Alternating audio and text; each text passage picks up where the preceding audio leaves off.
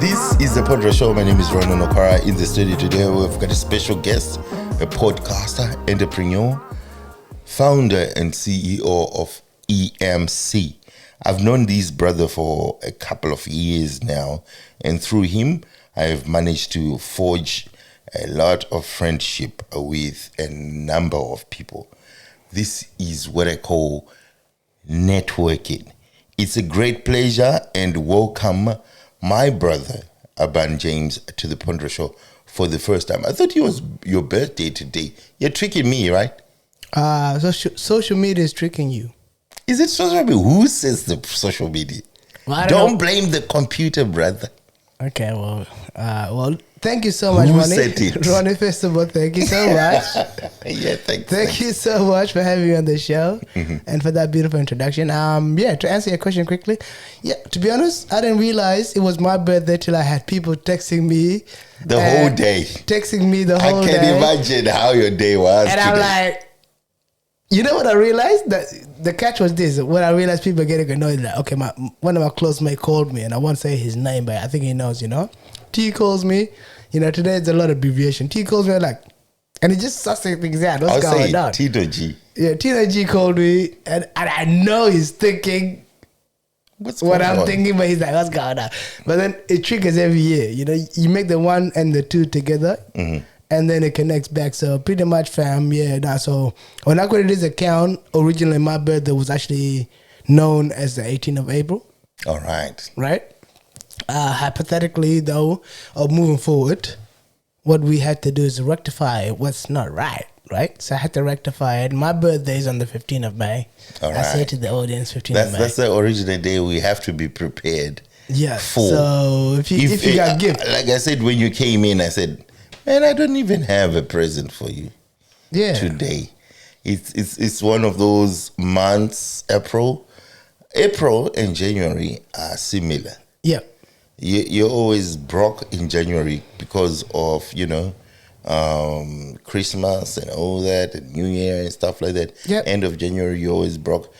April, when it comes April, just before Easter, you're always broke. I agree. You'd have bought some stuff and kids are on holiday and stuff like that. So no presents for you. But now that you said your birthday is in March.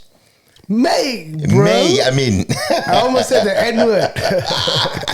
It doesn't matter. Bro. It doesn't matter. Nah, look, honestly, man, thank you so much for being on the show. I just want to start off by saying, like, Ronnie is giving me a lot of credit. And he would also say the same thing when he's sitting on the other side. The credential that he's giving to me right now, is not really about me, it's about growing together, and I think today we can title the show The Network. Yeah, well, networking is very important for me, man, when we're on the Pondra Show, because obviously we want to ponder as to where we came from and where we're going. Yep. What's so talking about that, brother? Look, let's get into it. People would want to know who Aban is. Where is your country of origin? Tell us your background, brother. In my mother, I'll say my mother tongue. So nyanga chwala Aban James Fadala. Yaba wu apanyekang South Sudan. Wo nyung podo chwala ba chol. So yaba chul. I'll translate what I said. Yaba chul. Oh, nyal ba mother ma pergutego dot. Dishanga nenga fursa yabia budu kan mic chia yeb dishanga penying pode zata. So shukran katir Ronnie. Shukran katir. So Ronnie, basically what I'm just saying right now, my name is Aban James. I am from the Shuluk country, or the Shuluk kingdom.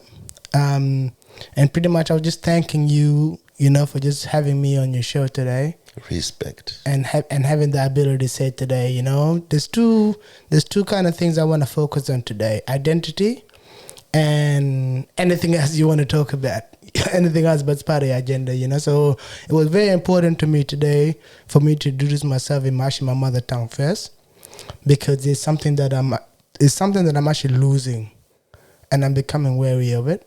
It sounds you were fluent in it. Really? Very fluent. Yeah, man. Recently I met a few TikTokers. Very fluent. recently I met some few TikTokers. Shout out to Dominic, shout out to Neymar, people that just, has been part of my TikTok journey recently. And to be honest, because they just use their mother language. And me as a podcaster, I had the opportunity for once in a blue moon to listen. And I'm like, okay, I'm losing the mother tongue. I don't know what certain words and certain cadence are anymore. So listening has been what I've been doing lately, I've been really putting into that. So thank you so much, Mr. Pondra himself, Ronnie, the DJ. I'll let you finish the rest. Thank you. It's very difficult for me to, I've always been saying, interviewing another podcaster because we end up talking, and which is good for podcasts. I feel like as podcasters, both of us, if we get in the conversation, it's an endless conversation, brother. Do you feel the same? Especially like Ron can't shut up. I won't shut up. I agree, and sometimes I can't shut up when I'm on the other side too. Tell us. It's an energy, man. It's that networking energy, Back to that networking title again, You have a lot of. You are a very well trusted adult. A trusted adult would know it is an Ubuntu. And Ubuntu is somebody of value, somebody who's well respected, somebody who's a pillar of the community, Thank you. So really that's what you are, or that's what I see you as anyways. And in saying that, I mean that with all love. I mean that with all respect.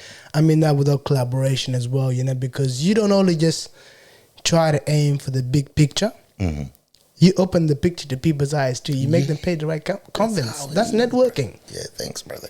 So how did you migrate to Australia?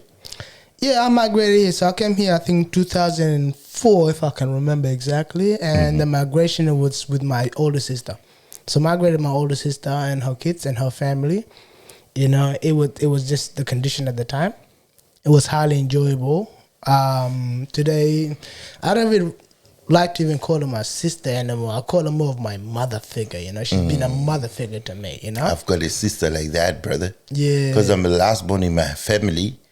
And my sister brought me over to Australia as well. Oh, wow. So that's something Can you share that too? No. I just was interested in what you said. Like, look, your sister becomes your mother. But to us, my mother is still alive. Then when we were growing up, my dad is passed away. When we were growing up, my sister, she's always been like our dad. Even if dad was alive, she sort of like took over everything. Any decisions being made, I passed through her and stuff like that. Yeah. And she's beautiful. I love her. Honestly, yes. We have to love our sisters, brother.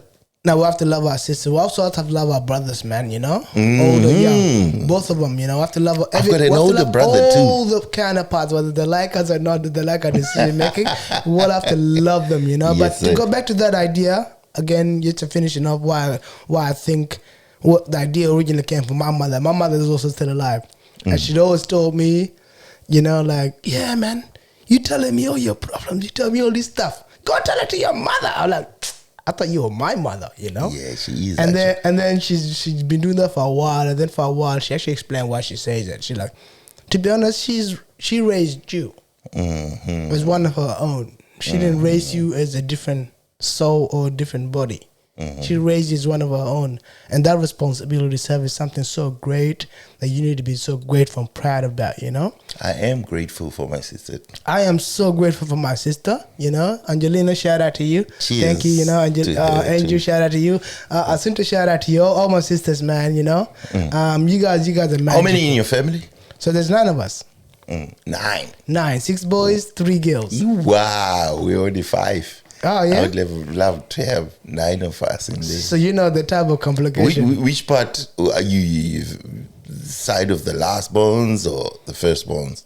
So I'm the side of the last born. So I'm the third last born. I'm the third last born you because are us. There's a You twin are that in is our me. team. You are in our We're the team. same team. The last bones. Yeah. Explain your scenario. How much interesting? I'm the last one. Everyone has been looking out for me. I'm the loudest one, as you know, and I'm the very observative one. Wow. Very critical. Don't just come to me with some bullshit or stuff. I'll tell you how it is, and everyone knows it. I think because I grew up with mom is like that, and and dad was very strict. You know, we grew up in that household. Dad very strict. Mom is just purely a open book, so she would tell you what she feels and stuff like that. So we were just in line when we were growing up. Just 5 of us. We were not like 9, but I would have loved 9 of us, brother. Yeah, look, my brother, my dad, in our community, the offspring is a very important thing. The offspring of the family tree is a very important thing, you know. Boys or girls are more important? Which ones? Neither. Everybody's important. I think in Zimbabwe, boys are more important. The girls are okay because they bring the cash to the family when they get married. But I think you have to have boys in the family to hold up the name. Very interesting that you guys look at it that way, because in Cholo we look at it as a ratio, the balance ratio. Okay. If you have boys and girls, you know, like you want to raise the smart boys. You want to raise your boys really well, right? You want to give them things so then they can grow. So then when they're actually ready to get married, they can bring it back to the family. That is the structural Cholo way of doing things, you know. So give more to boys. So pretty much, okay. So the female, obviously, they bring things to the family when they get married. Those things that are bought, they are just not used. Nope, they're not used. They're given to the boys when they get married. Nope, the transition is not about giving. It's about harvesting and growth and investment. Oh, so there's a harvesting scenario that happens in this part, right? So it's about harvesting that money, it's about investing that money, it's about growing that money. So then that money can help not only the boys, but can help the whole family in general. What's the normal dowry money? You do dowry as well? Yeah, we do dowry. Like what's the average one? Say if I have a daughter today and she's 21, she's got a boyfriend and stuff like that. How much do South Sudanese charge at the moment? Like the average. I'll tell you how much the Zimbabwean are charging. Yeah. Average probably for an average girl who went to uni and stuff like that, it'll be like probably $22,000 US dollars. Yep. And probably I would say 6 cows. And then in the 20 something thousand that I've spoken of, it'll include golds and you know dad's jerseys, we call them, and mom and blankets and everything else. But it's basically, I would say 24 cow and 6 cows. What about where you come from? Average. Average is actually very differ, you know, because it differs for each family, it differs for each person. All I could tell you right now that is, for example, our transaction would happen is per the fauna of the household or the household fortune that generally fall down in respects of the cattle of the household. Let's say how many cow, you know, how many sheep, how many goats, you know, which are used as a transactional currency at the time. So the transactional currency that I know is the highest currency. So I'd say cows now, one cow is 500, right? So that's the currency that is used in the Cholo language. 500 US dollars. Let's be specific, or Australian dollars. 500 what? Damn, yeah. Let's just say 500. Or $500. Let's just say 500 because the counting then kicks in. You know what I mean? The counting, the math kicks in eventually. I'm complicating things. You know, so pretty much. So let's say 500. Yeah, per and cow. then 500 is per cow. And then if you marry somebody who's underage, so let's say I'm marrying somebody who's 17-year-old, 18-year-old, so you know, under like minor. Yeah, minor. Right.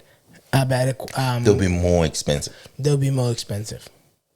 Right. So then the family, it depends. It depends what it is. If you're acquiring for marriage, then obviously it'll be more expensive. But obviously there's consideration of timing, and also you have to understand the requirement as well for this marriage to take place. So that's very interesting, this kind of scenario, right? So those things are called construction or constructed weddings, you know, constructed marriage. You know, it takes time. right? And Yeah, I heard through you can have like 3 ceremonies and stuff like that. Yeah. But only know how much do you think it will cost So a hypothetically, let's person say, to marry let's say I'm one born of your somebody sisters? so someone who, okay, so for you marry from my family, right? My dad might go, okay, 500 per cow for this girl that you want to marry, right? If you marry her right now, we need about, let's say, 300 cows. If you want to marry her right now before she finish uni. However, if you wait 6-7 years and you figure out your plan, the price is different. It'll be more. It'll be less, actually. Oh, it'll be less. Because it's about the fan. It's not only about giving. It's not about the marriage. It's about what's happening in that time. What you are facilitating for the girl. For the girl, but also what is that girl life? What is she trying to achieve? What has been invested in their life? Right? So if she's already in university, she's about to finishing off, getting married right now, affects her university life, right? And I heard it's also different how tall she is, how skinny she is, and stuff like that. Yeah, there's a lot of cultural different beauties that people actually acquire, right? And there's also heard the more taller she is, the more skinnier she is, the more expensive. Yeah, different. Personally, I'm from the Cholo, you know? We Cholo kingdom, we don't really discriminate. You know, so the Cholo kingdom is a big kingdom, right? In South Sudan. You know, you hear the Denkans, you know, right now in number ones, you know, hear the words and stuff like that. We Cholos, you know, so actually we call the Lua people. We're from the Lua people, right? Which is from the Upper Nile, right? So everyone is included. Everybody, we're very inclusive of people. In fact, our kingdom was started in a form of inclusivity, right? We're so inclusive that our inclusivity started our founding father, which is the kingdom of Nikang, right? And speaking about kingdom of Nikang as well, like, you know, we then have to branch off, you know, so that's what we're saying, like, discrimination is not part of what we are about. But every beautiful element has a price. I think every African culture doesn't have like a discriminatory attitude. You know what I mean? That's why we were easily colonized. That's why we were easily manipulated to become slaves and stuff like that. Slavery is already there, I know. But, you know, that's how. Because we were inclusive. Everyone is fair. Come in. Yeah. Let's enjoy it. Oh, there's gold there. You want it? Get it. And then they go like, no, we'll get it. We were and we'll inclusive get the before. land. We were inclusive before. Right now, the inclusivity is different, right? So when you talk about cultural inclusivity, that's different, right? So we're talking about marriage, for example. So yeah, beauty has a price, right? Certain needs have certain prices. That is just part of our culture, right? However, we will not say though that you are getting married to this person or your price is this for this reason. However, if you're from the lineage Cholo kingdom, your price is very heavy. It will be.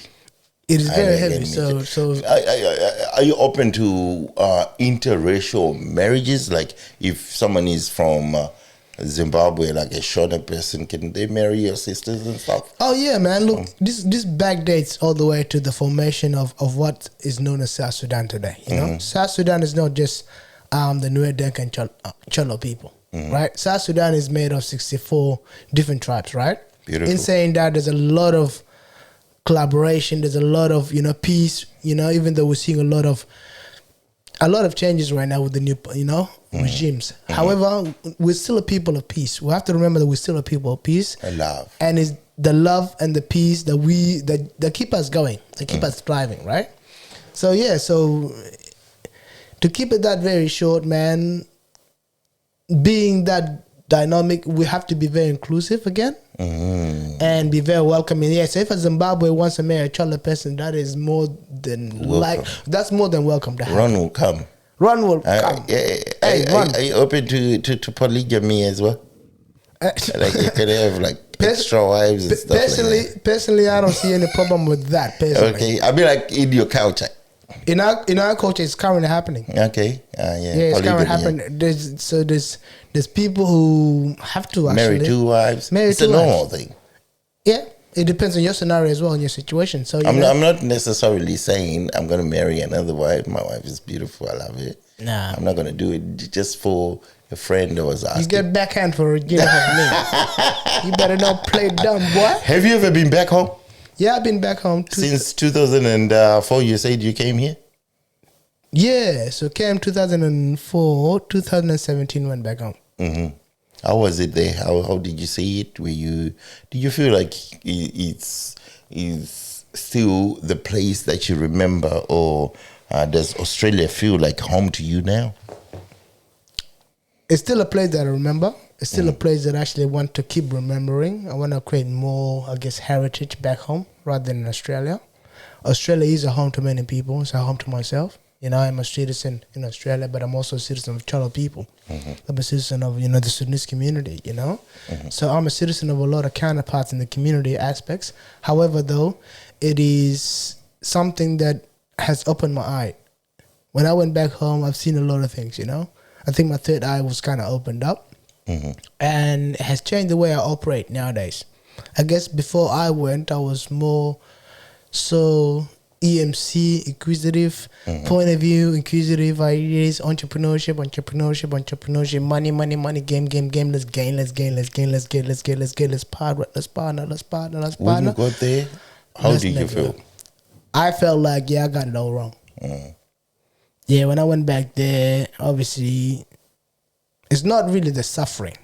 People have to understand there's a different way of lifestyle in every part of the world. You felt humbled? I felt humble, so humble to the point where I know how to now reason with myself. Mm-hmm. I know how to make personal decisions. I know how to see the world a different lens. And I know that bitterness is not part of it. To be bitter is not part of actually the whole idea, but it's more to be more soothing to the vibration of what's happening, because a lot is happening. I went to Zimbabwe the other time, December, actually. I was in December to January. Yeah. It humbled me. Don't rush too much. Don't just go, wow. Because here, in the concrete jungle that we live, you're trying to do a lot of things at once. There, in Zimbabwe, everyone is laid back, yeah? They take time to think, and they make rational decisions. Even though they don't have anything like money-wise, but you can tell these people can reason with life. Yeah. Because life is too short, yeah? Life is too short. So they can reason with what's going on. And they appreciate all the time what they have. As much as they are greedy, but they can appreciate what's going on. I don't want to lie, because the greediness is there. You can see it. Everyone is sort of like doing whatever. Is it greed or hustle, though, man? Come on, because it's greed. It's greed. Okay. It's purely greed, and the greed. It didn't start as greed. It started as trying to cover up or trying to support your family, but nowadays it's just greed. But at the same time, is people who are greedy, they also appreciate. It's complicated. It's complicated, I can't explain it, brother. But it was beautiful when I went back there. I appreciated the lifestyle. But I don't think it's the lifestyle I can live at the moment. No. Because they accept a lot of things that I can't accept now. Yeah. Like they can just accept there's no electricity, or there's no air conditioning, the roads are bad, there's no medication in the hospitals, the hospitals don't function, the schools are just anything. They accept it. Nah, not for me, brother. I can't accept it, and I think it's a life for some other people, but not for me, brother. So I accept that they're my people, and that's where I came from. But I think I've adapted this life more than Yeah, so to really sum up everything we've been speaking for so far, right? So pretty much when I went there, when I came back, right, I realized, okay, for me to make any type of vision come there, I need to re-educate myself. So that's one thing I've been doing. I've been re-educating myself. Something I'm really interested That's what I wanted to ask you. Do you experience any culture shock? And how did you overcome it when you came to Australia? Yeah, so the culture shock. Definitely there would have been a culture shock. A lot. There was a lot of culture shock. And how did you overcome it? Well, I didn't first of all because I went back. I was culture hungry, you know. So when you're culture hungry, you're not trying to overcome everything. You're trying to balance things at that time, you know. So when I went there, it was about balancing my urge or my Australian. Here, yeah. How did you adapt the lifestyle here? From where you were coming from to here? Oh yeah, well the transition really didn't start. It wasn't from like Sudan straight to, Australia. I actually have traveled around a little bit, you know. Oh. So I believe we stopped by Egypt, you know. We spent about 4 years straight there, 4 to 6 years straight there, right in Egypt, and because that's what my sister wanted to do. My sister kind of wanted to travel, you know. She wanted to kind of see the world for herself, you know. And me being so lucky to be part of that, I was able to, hit the route that kind of way. So yeah, what we basically did is we just boom, went to Egypt for 4 years. I've learned that Egypt is where I seen the cultural shock. Egypt where I seen racism. Egypt where I see point of view. Yeah. So I seen the real show, The show was there. The show was there, as the name becomes right now. Obviously have to come from somewhere, Give us one or two things you experienced there, brother. Yeah, so... Getting in a bus, going to school, whatever. I was called Hungabunga. What's Hungabunga? Hungabunga would be referred to in American language as N-word, but even worse. Hungabunga is like the worst of the worst the N-word. The worst of the N-words, But to them, it was an everyday saying. Why is that? Egypt is Africa. Egypt is Africa. So why is that? Because we're darker skinned? In Egypt, it's darker skin, and then there's also the Egyptians that claim to be Egyptians right now. There's a bit of both, right? But it's about that power play, right? Who is still in the power play? History. If you go back to Rwanda, the Hutu and the Tutsis, who's in the power? Yeah. And who has the power right now? Really, that's what it is about. So that's how I look at it, man. It's about who has the power. Right? The idea of black has always existed or forever exists.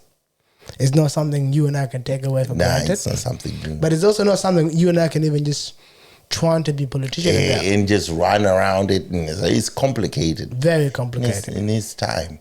Yeah, so everything needs time, yeah. To understand. Yeah. E.M.C. What is E.M.C, my brother? Because I've seen this. You are the founder. You are the CEO of E.M.C. I've seen E.M.C everywhere.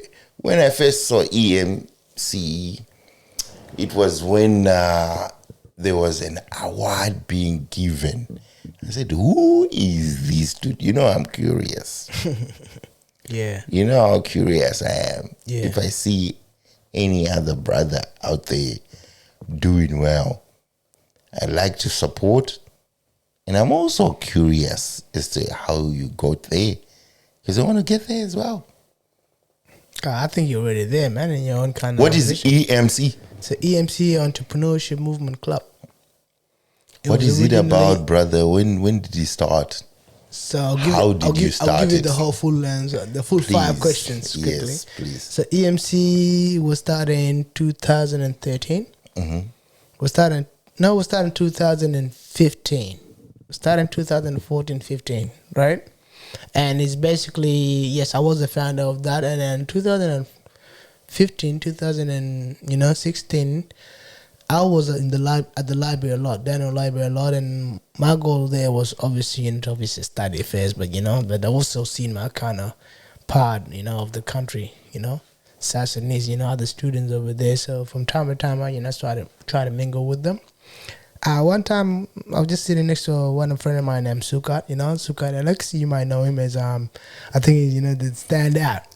It's the standout himself, shout out to Sukat. Thank you so much for what you've done, So yeah, I sat down with Sukat, man, And Sukat was brilliant enough or understanding enough at the time to take some time of his time to really, hear what I had to say. So pretty much I'm like, okay, E.M.C, I'm an entrepreneur, you're an entrepreneur, man. Let's form a network and get the network out there and work together. So from there, we started connecting our network, started connecting our dots.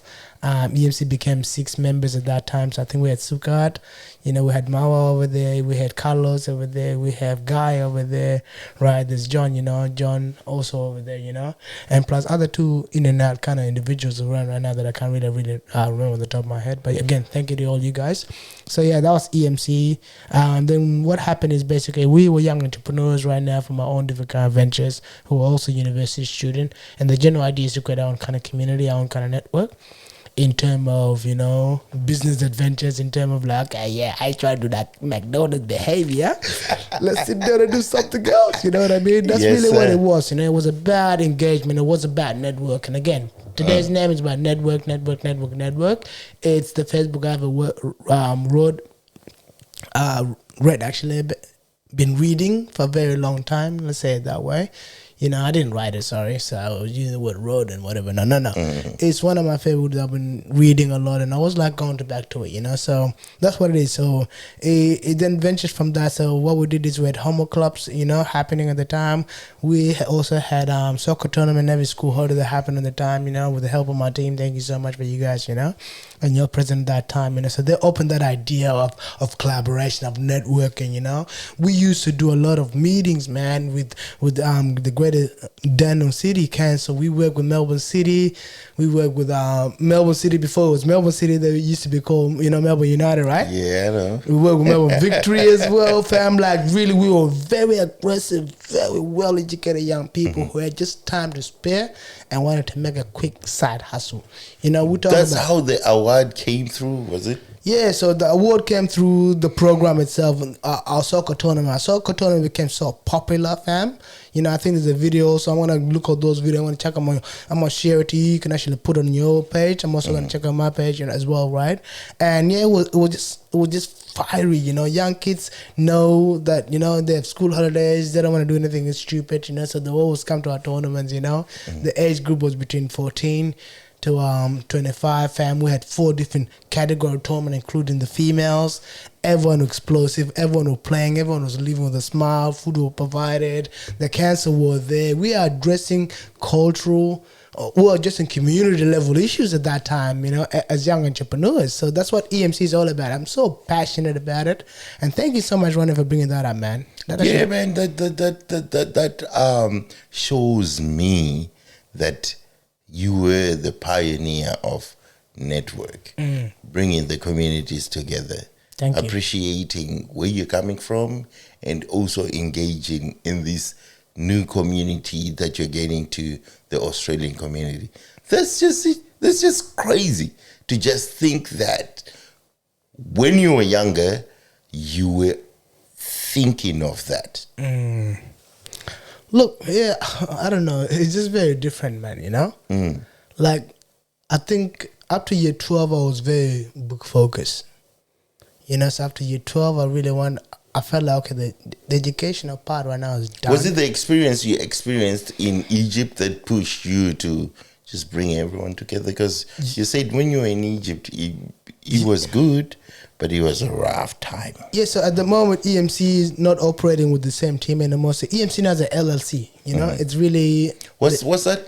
LLC, Limited Liability Company. All right. Right, so it's the mother or the father for... It's like the Mutapa TV. It's like the Mutapa TV. Yeah, it's like the Mutapa. We have Pondra Show, obviously, on Pondra Show. Yeah. We've got Mutapa, we've got Pondra Show under Mutapa. We used to have the voices of South Sudanese with Nyen. Yeah, she needs to come back. She needs to come back, yeah. And we used to have another one called Joseph Chitambo. He's from Zimbabwe. It was a political show that we had with him.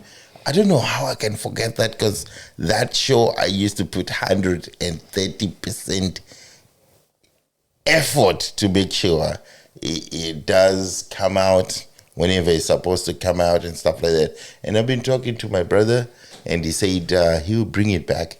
It's called Talking Politics with Joseph Chitamba. Yes. You there you see, go. I got it quick because when my brain sometimes it says network, man. Yeah, The network, it's just beautiful. And look, I forgot what I was talking about, but anyway, networking is good. Everything else that everyone is doing and what you are doing, bringing people together and stuff is important. I understand that you have a podcast. That's the real reason why I'm here. Yeah. And you know that. Yeah. You have a podcast point of view. Yeah. What is point of view? So point of view go back there to, that vision again, and what I've seen in Egypt, the unsilent voice, the silent voice at the time, because I was a young boy coming up, even from Sudan, I've seen a lot of different scenarios, including war tones, breaking in, or civil war breaking in, and that caused the transition to Egypt at the time, Going to Egypt also seeing a different kind of, I guess, presentation. And the presentation wasn't positive to me, was more negative giving to myself, right? And that meant there's a lot of racial identity crisis happening there, because obviously we were seeing, because of the majority of what's happening in the country at the time, and us migrating to Egypt, right? Everyone was just put in one shell, there's a lot of problems, we're the problem. So that's what I've seen over there.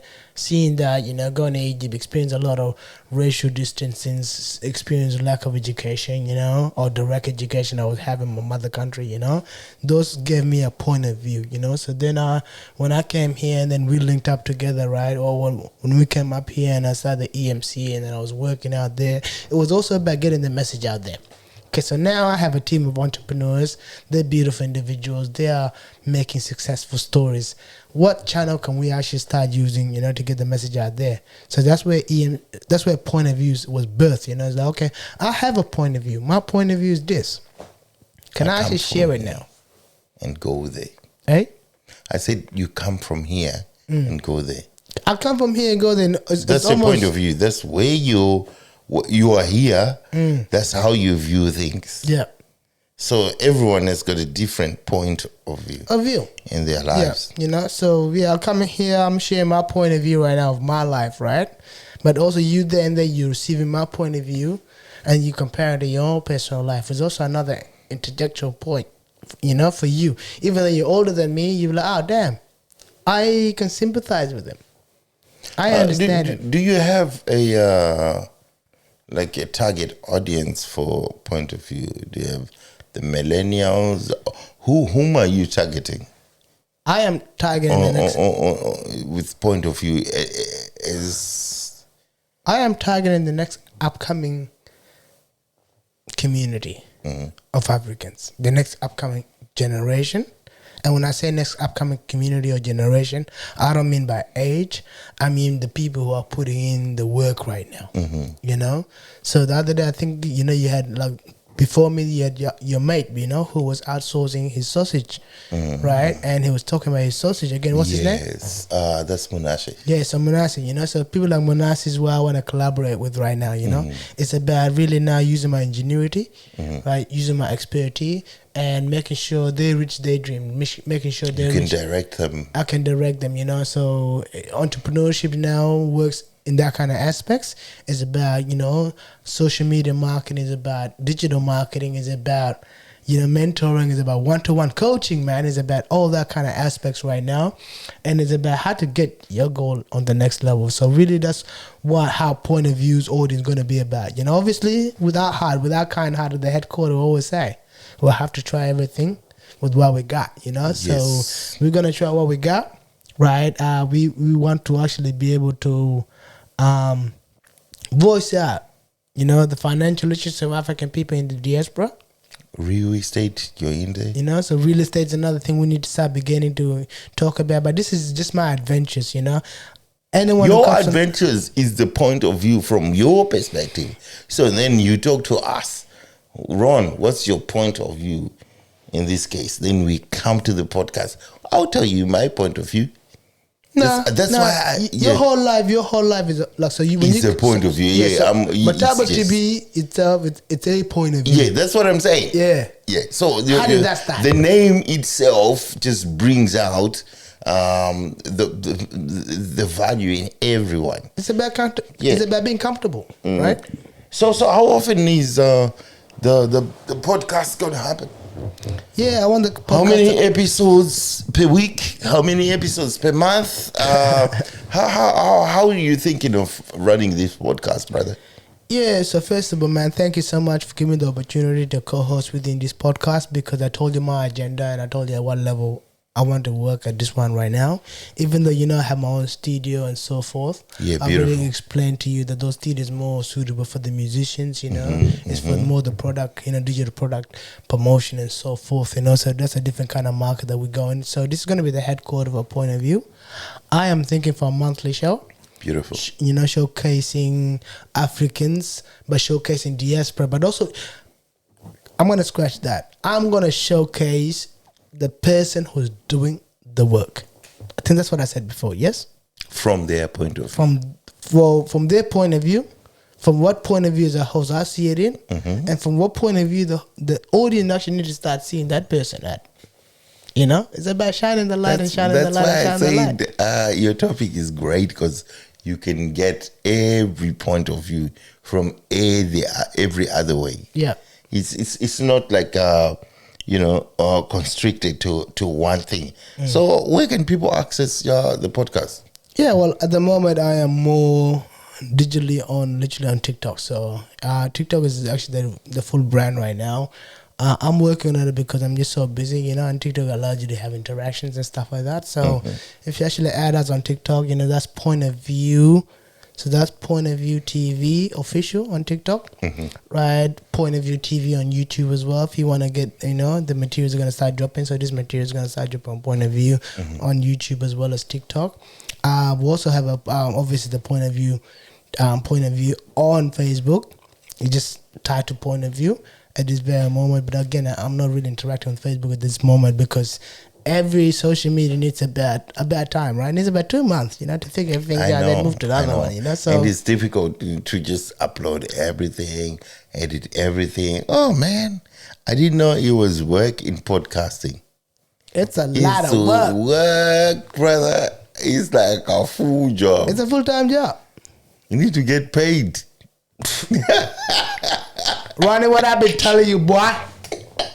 Ronnie, you need to get paid. Where can people, we've already asked that one. What's the outcome would you want to see evolving from a point of view in the next 2 years? Yeah, man, I want us to upgrade. How do you want to see it? I think from the time we spoke till now, we've come a long way. Yeah. Right? Now I want us to not just use our own. In the next 2 years, where do you want to see it? Next 2 years. And what's the outcome you want to see? What's the outcome you go like, okay, I've got the point of view here. This is the outcome. I want to outsource success. To say outsource success, I want success to not only come through me or you, but to always happen, to become a community of destiny gifters. We give for people who need help. We listen to prayers. We become part of the praying, because I believe we are the gods here too, man. Yeah, we pray to a God, but we are the gods here. But if we all donate, if we all create things, we can create the opportunities. We can get people back on their feet. But we have to look at ourselves as a superior energy. I am really doing a lot of energy education right now. You have covered most of what I wanted to ask you next, but if you feel like you want to answer it, that would be great. Yeah. What do you think separates Point of View from any other podcast out there? Nothing separates it, fam. I think everyone... Apart from the hosts, the topics, the guests, the presentation. I think so. All of those makes it unique, because you can have the same host from another, but it's unique hosts, unique topics. I think it's the story we're trying to. I don't know. My mic has cut. Is it? It's just your headphones. Yeah. So I actually think, fam, it's the urge to want to do it. I am not obligated to do this, and I think you feel the same too. You're not obligated to do this, you know? Not at all. But what makes us very interesting is we care. You know, we are children of the same God. We are people of the same world. We are people of the same social. We are people of the same community. And it's the fact that we care, and we care by not only ourselves, but also shining people, which is the idea of financial literacy. I don't have to ask you for money if you're given a platform that, if you understand, it can create money. Yeah? So now we have to re-educate ourselves. We jump on all these social platforms, we jump on all these ideas, you know, but what's our objective there? What's your objective there for my objective? Because right now my objective is obviously shine light, you know, and use the elements of the platform or the algorithm of the platform to try to generate something. But really, what is what you want to achieve? There's have to be more than story to it. For me personally, what make point of view tick is, it's like about knowing that you can actually kind of become neutral. You can go through a problem, but when you are point of viewing, you are stepping out of it, right? And you are stepping out of it freely. You can share freely, knowing that there's a lot of problem happening here. You can step it out of freely. But then again, when you tune back and learn, revise, reflect before you drink again. So it's about, thank you so much. That's it. I had to give you gratitude to what you're saying, brother. Thank you so much. I had to give gratitude. Continue if you have got more. No, I think we'll leave it there, man. I need to go to the toilet. I'm dying here. You want to go to the toilet? Yeah, I want to go to the toilet. When you come back, I will got more questions for you.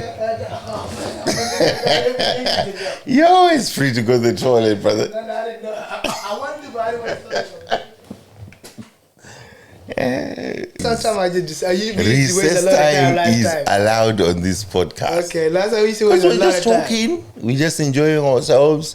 And I'm checking on things and stuff like that. Don't worry. So, we're settled. Yep. Let's continue. Let's continue from here. Yep. You ready? I'm ready. Beautiful. So, in terms of support, how closely do you work with the South Sudanese community in Australia, and how much support do you get from them? Yeah, I work at 3 different levels. I work at federal level. So when I work at federal level, I'm more advocating for the general South Sudanese young people. No, the general African young people. But do you work with the community? So that's the federal level. So when I'm working at the federal level, I'm part of an association. And pretty much what we do is we're kind of like a council body that sit down and figure out things at African descent level, you know, issues, you know, and those kind of, you know, I guess agendas in those kind of meetings. So that's the first tier I'm part of. The second tier that I'm part of is directly to South Sudanese. Right, I think this year we have a show coming down in South Sudanese. And it's about representation. Again, of young people and so forth. So I like to feel like I'm part of that union as well. So at community level, I'm able to advise my point of view in terms of young people as a whole, right? So that's what I can do. But what I'm currently really doing right now, I'm more specifically focused on my culture. You know, which is the Cholo people, you know, the Cholo kingdom, you know, the Lua people. So the Lua people is part of the Cholo kingdom. Lua people, back there, it's all the Ugandans, all the Kenyans. I think there's also some of them. So we are everywhere. Yeah? So we can talk about that a bit more. So that's why I'm really bringing back that language back into my ancestry, you know? Appreciation of where you're coming from. Of where I'm coming from, you know? And trying But how much support do they do? Do you get, if you approach any elders or you just want to start your own thing that's unique to community engagement? Because sometimes like me, I just felt like, okay, let me give you an example. I felt like, okay, a long time ago, before podcasting was more like podcasting, I was podcasting. I didn't know it was podcasting. Yep. I thought I was just talking on the mic and doing all that a long time ago. So, but I was trying to engage the community in there, making sure they can support me. But I figured Zimbabweans, it's either they're shy, they're jealous, or they just don't want to get involved themselves in talking about themselves and stuff like that. I figured, okay, people are different. Yes. So I can't just sort of like force people to do what I love, which is talking to people, getting advice, giving advice to everyone else. Spot on. You know, as we're talking, someone else is speaking out on the points that how we survived as long as we did when we moved to Australia. Someone else who have moved recently, or someone who was born here, might go like, I heard you talking about this and I thought of it. Then I thought, okay, I should just do it. You know, because nothing can stop me. If you could do it, then I can do it. So that's what I'm saying. Like, how much of support do you feel like the South Sudanese community are giving you when you're doing your point of view, when you're doing EMS and stuff like that? Or you don't seek that support? EMS is for everyone. It's for every Australian, be it E.M.C. Indian, E.M.C. EMC, sorry. Is it be it you're Indian, be it you've got an Indian background, be it you've got a Chinese background, be it you've got a Zimbabwean background, African background, or you're from English, Irish, South Africa. So how much of it with the support are you getting from the South Sudanese community? Very interesting question. Or you don't seek it? No, man. Look, I think the first time you asked me that question, I was thinking about that. What cadence? Yeah, I had to expand it. I had to expand it because I know you were thinking, what is he talking about?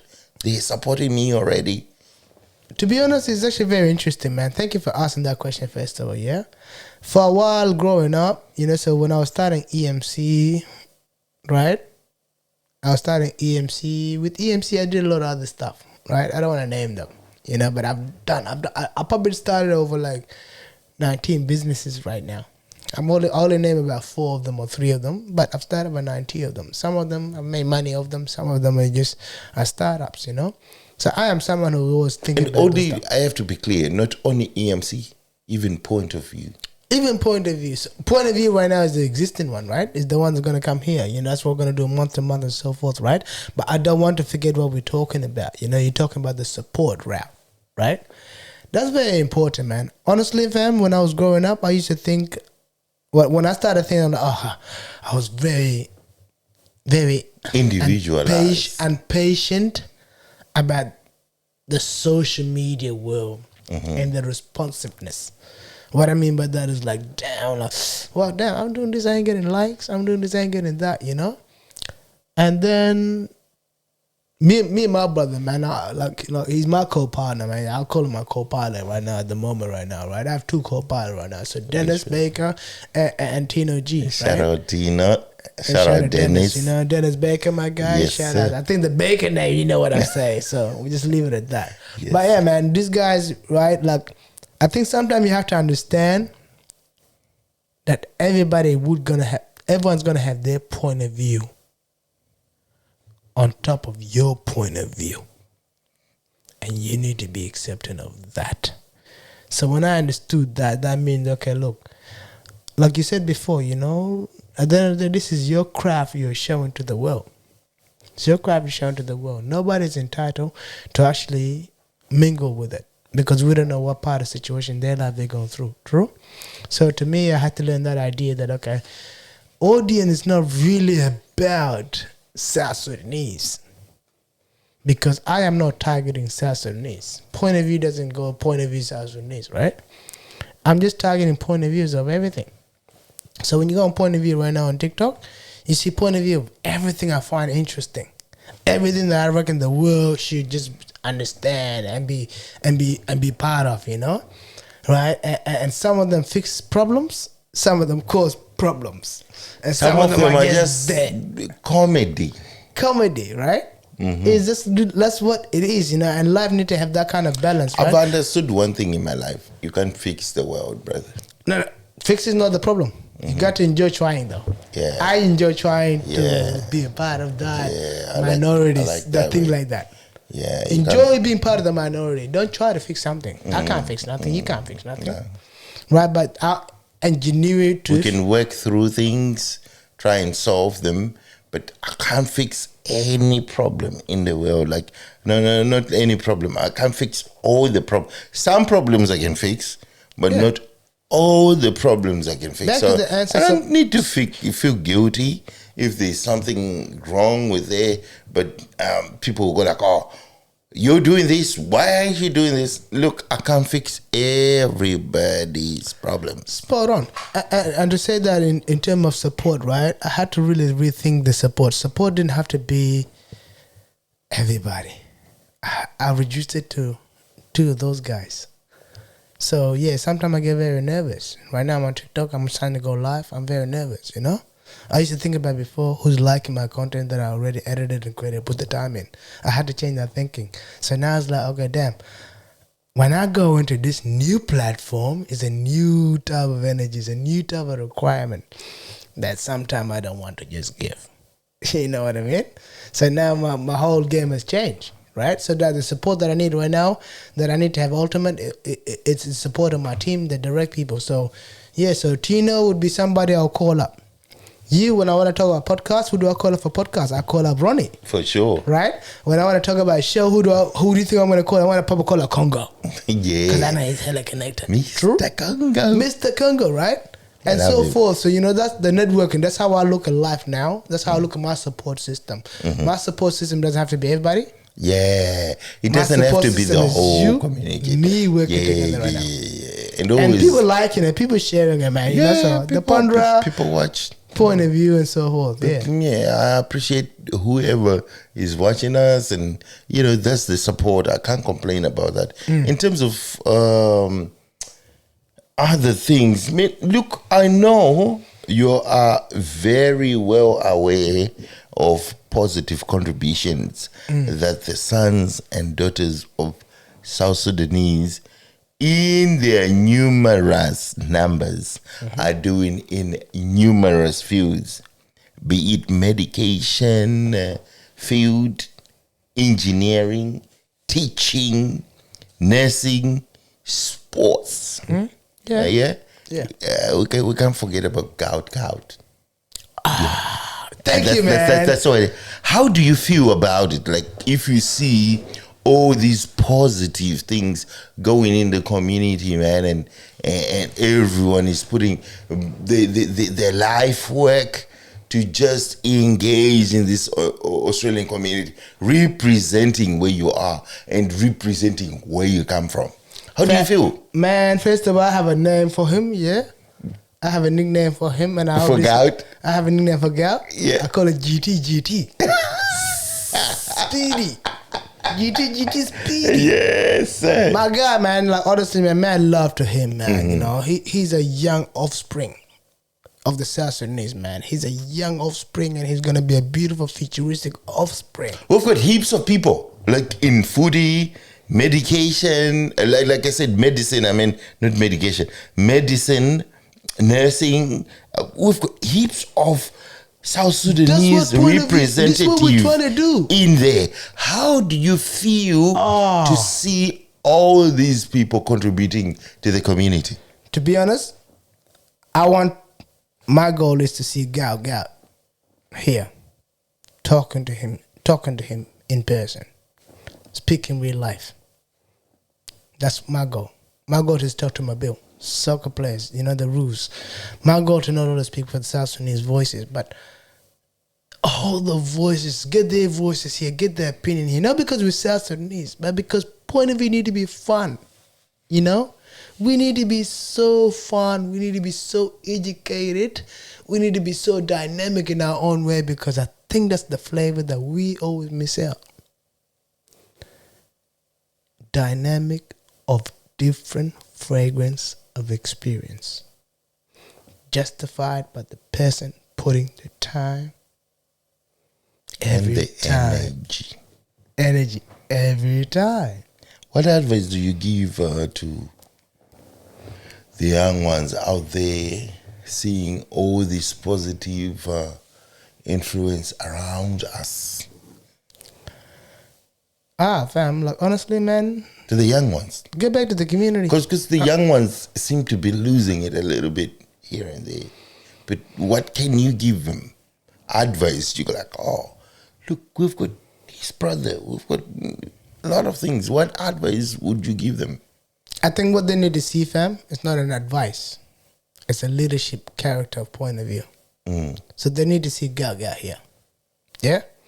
They need to see, everyone who they see as an idol, who has built, not everyone who see the idol, everyone who has made themselves a pillar of the new future of South Sudan, of the new future of Africa, to sit here at point of view, to be interviewed by point of view, to have Wanderer or to have Pondering Show co-hosting with me, interviewing these guys.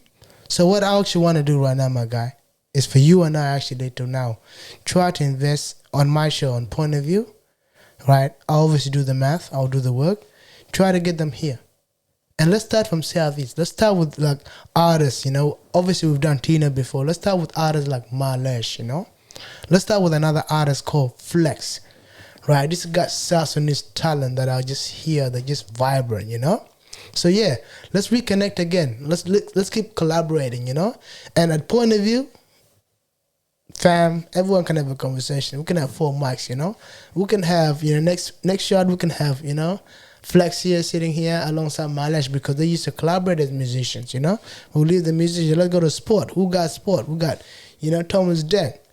Right? We got Gat, you know what I mean? They're from different interstates. Why not bring that energy in? Why not mix that energy? Why not have different point of view, different time, lifetime, and different age of understanding? Why not bring that energy here? So that's what we're trying to talk about. That's what point of view need to really be about. It's about, you're just here. You need to be welcome. So I'll do the point of view is about, okay, you come here, I'll give you tea. We can have a chat. We can play Lido. We can play chess. So how can people contact you for anything that they found interesting about you also on this platform? Point of view. How can they contact you? TikTok, Point of View TV official. Right? YouTube, TikTok TV, Point of View. YouTube. Again, same name. Literally. Point of View TV official. Any shout outs you want to give out there? These two are linked. Facebook, this Point of View. Yeah, shout out to you, man. Shout out to the Ponderer. Shout out to this amazing work you be doing. Shout out to Tina G, my brother, my right hand man. Shout out to Dennis, my right hand man. Wait, Tino, you didn't come here. Why? Oh. You didn't tell him you were coming. You sneaked out of the house. Be a family and man. everyone Be a family man. Everyone thought it was a birthday today. Everyone thought it was a birthday. That's why. Social lied to you. But he be a family man. Shout out to Tino G. Shout out to Tino G. Shout out to Trilogy, man. Shout out to ACP. You know how I used to say, I won't say what is it. Man, we dropping that right now. Point of View is coming back. I would love to see people again like Trilogy here, ACP here. You know what I mean? Like, we need to bombard these boys and tell them what we do. Bombardment. We need to cut that mouth short, man. Your mouth's still gonna have to grow up. Yes, sir. Because we're growing up. Anything else you want to say before we shut down, Aban? Nothing, man. All I want to say here, every month, please expect a show from Point of View. Yeah, every month, expect a show from your community. Every month, expect no racism. Every month, expect no different voices. Right? I know that sometimes that becomes our agenda. But our agenda is the person, what? Doing the work and putting the energy. Doing the work and putting the energy. Doing the work and putting the energy. So if you're doing the work, you put in the energy. People like myself and Ron, DJ Ron, right? Point of View, and the pondering. The Ponderer Show.